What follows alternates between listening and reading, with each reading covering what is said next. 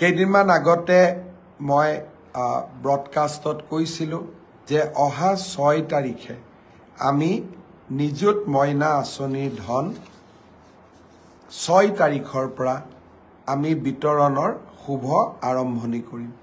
মই আজি পুনৰ দোহাৰিছো যে অহা 6 তাৰিখে প্ৰত্যেকটো বিধানসভা সমষ্টিত অনুষ্ঠিত হ'বলগীয়া এখন সুন্দৰ সভাৰ মাজেৰে আমি নিযুত মইনা আঁচনিৰ শুভা আৰম্ভণি কৰিম।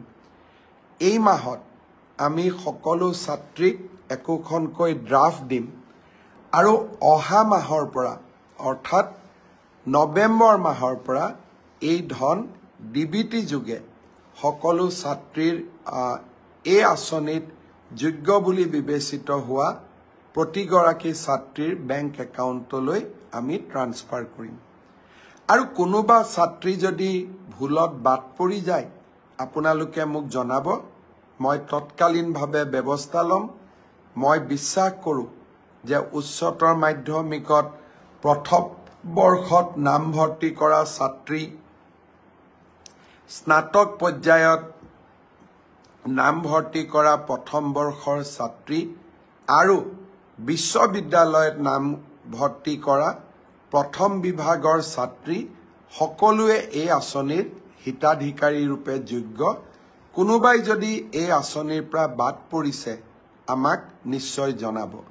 অৱশ্যে সেল্ফ ফাইনেন্স কোৰ্সত পঢ়া ছাত্ৰীসকল এই আঁচনি পোৱাৰ বাবে যোগ্য হ'বনে নাই তাৰ বিষয়ে শিক্ষা বিভাগত মন্থন চলি আছে।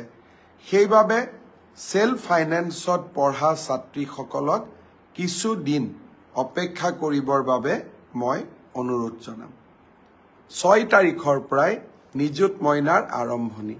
বহুতে কৈছিল এই আঁচনি কেতিয়াও চৰকাৰে কৰিব নোৱাৰে। ইলেকশ্যনৰ সময়ত যেতিয়া মই এই আঁচনিৰ কথা কৈছিলো তেতিয়া কোৱা হৈছিল যে ইলেকশ্যনত ভোট লোৱাৰ বাবে মুখ্যমন্ত্ৰীয়ে ফাঁকি কথা কৈছে।